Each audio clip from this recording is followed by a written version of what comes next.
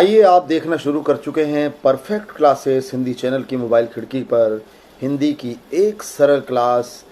आज की इस क्लास में या यूं कहें आज की इस चौपाल में सर्वनाम का तीसरा प्रकार जिसका नाम है अनिश्चयवाचक सर्वनाम।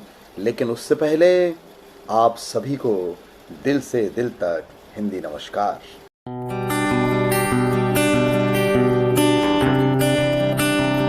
सर्वनाम की बात हो उससे पहले आज की एक सकारात्मक पहल। जैसा कि आप जाने अनजाने में देख रहे होंगे कि इन दिनों नकारात्मक खबरों, नकारात्मक सोचों और नकारात्मकता को बढ़ावा खूब देखने को मिल रहा है।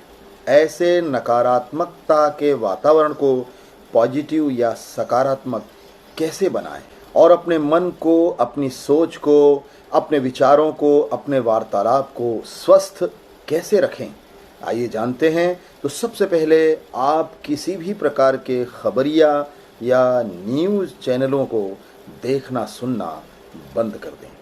दूसरा, मोबाइल पर भी पॉजिटिव बिंदुओं को ही देखें।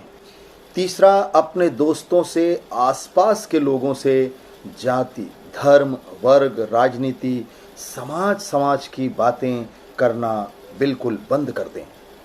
चौथा, टीवी पर अच्छे सीरियल्स देखें, वो भी सीमित रूप में। पांचवा, नए पुराने फिल्मी गाने सुनें और प्यार मोहब्बत वाली पारिवारिक फिल्में देखें। छठवा, किसी प्रेरणादायी व्यक्ति का इंटरव्यू देखें, राजनीति को छोड़कर। और सातवां, सबसे बड़ी बात, टीवी, मोबाइल में नकारात्मक विषय बिंदुओं में उलझने के बजाय नकारात्मक सोच के साथ अपने हुनर, शौक, कला, गुण को निखारें और आसपास ऐसे लोगों के संपर्क में रहें जो आपकी बात करें, आपके सुख दुख खुशी की बात करें, ना कि राजनीति की। और धर्म, जाति, प्रजाति, नस्ल, समाज की, क्योंकि जब अपने जीवन में कोई उलझन पैदा होती है तब सकारात्मकता ही हमें सुलझाती है और फिर से खड़ा करती है। ख़ास तौर पर मैं उन नौजवानों से कहूँगा कि वह खुद सकारात्मकता से परिपूर्ण होकर परिवार और अपने लिए सिर्फ अपने लिए काम करें और किसी के हाथों का किसी भी परिस्थिति में खिलौना ना बने। कहते हैं माता पिता, भाई बहन, दादा दादी और ननिहाल पक्ष के लोग, इन्हीं लोगों को आपकी सबसे ज़्यादा चिंता रहती है और आप इन्हीं लोगों के लिए सबसे ज़्यादा कीमती हैं। बाकी सब इस्तेमाल करके आपको उसी 2 रुपए वाले पेन की तरह फेंक देंगे जैसे रिफ़िल ख़त्म, पेन ख़त्म, लिखो और फेंको। तो सकारात्मक रहें, सकारात्मक बने रहें, क्योंकि नकारात्मकता एक शब्द नहीं बल्कि वो 10 सर वाला राक्षस है जिसमें झूठ, जुर्म, लालच, दलदल, जेल खाना, परिवार का बर्बाद होना, स्वयं का बर्बाद होना, स्वयं को मिटा लेना, अपने परिवार को उजाड़ देना और जीते जी मृत्यु का ज्वालामुखी जागृत कर लेने जैसा है। इसलिए बी पॉजिटिव, डोंट नेगेटिव। क्योंकि जब आप अपने आप को प्यार करेंगे, अपने परिवार को प्यार करेंगे, अपने परिवार की सोचेंगे, तो निश्चित रूप में आप अपने आप को समर्थ बनाएंगे और सक्षम बनकर आप इंजीनियर का, डॉक्टर का, वकील का या किसी ऐसे निर्माण कार्य का हिस्सा बन सकेंगे जो कल चल के देश का निर्माण हिस्सा होगा, देश के कार्यों का हिस्सा होगा। इसलिए कार्य अपने से खुद से करें।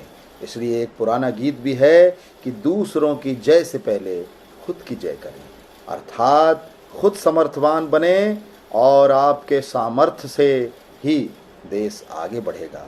इसलिए सबसे पहले आप काम शुरू करें, कल वही काम देश के कामों में गिना जाने वाला है।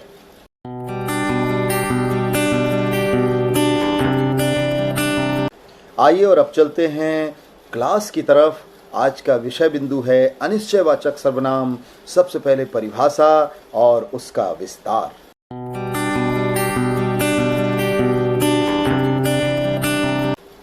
जिन सर्वनाम शब्दों से किसी निश्चित व्यक्ति अथवा पदार्थ का बोध नहीं होता हो उन्हें अनिश्चयवाचक सर्वनाम कहते हैं। जैसे कोई, कुछ।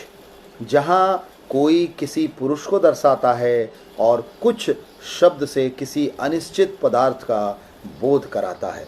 उदाहरण, बाहर कोई है, मुझे कुछ नहीं मिला।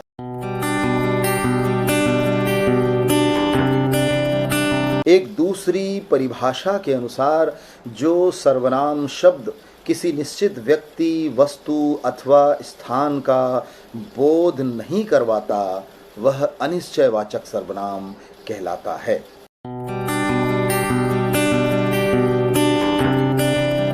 अंतिम परिभाषा के अनुसार किसी विशिष्ट व्यक्ति, वस्तु या राशि का बोध नहीं कराता है वह अनिश्चयवाचक सर्वनाम कहलाता है।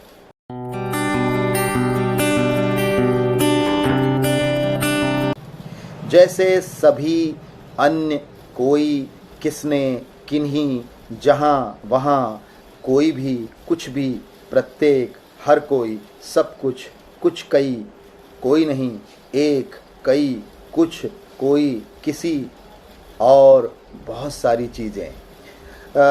कुछ वाक्यों के आधार पर उदाहरण देखेंगे। जैसे कोई आने वाला है, तुम कुछ कह रहे थे, कोई कुछ नहीं बोल रहा है, वहाँ कोई भी हो सकता है।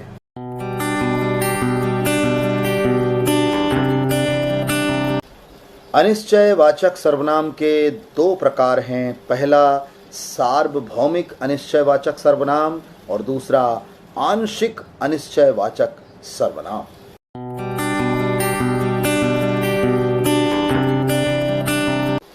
सबसे पहले सार्वभौमिक अनिश्चयवाचक सर्वनाम की परिभाषा। जिन सर्वनाम शब्दों से किसी निश्चित व्यक्ति अथवा पदार्थ का बोध नहीं होता है और अनिश्चितता सार्वजनिक या सार्वभौमिक बनी रहती है उसे सार्वभौमिक अनिश्चयवाचक सर्वनाम कहते हैं।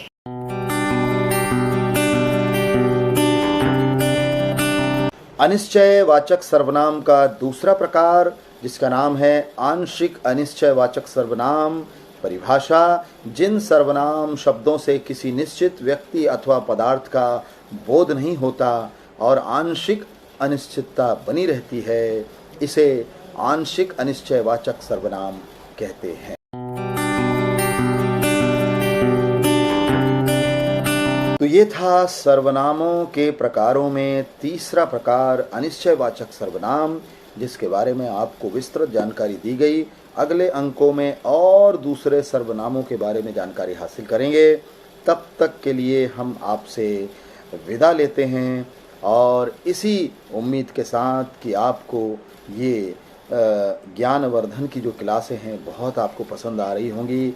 आप हमारे चैनल को सब्सक्राइब करेंगे, लाइक्स, कमेंट, शेयर करेंगे और हमें मजबूती प्रदान करेंगे ताकि हिंदी का गौरव बढ़ सके, हिंदी को सरल क्लास के रूप में स्टूडेंट्स के बीच हम प्रस्तुत कर सकें और हमारा हौसला बुलंद हो सके।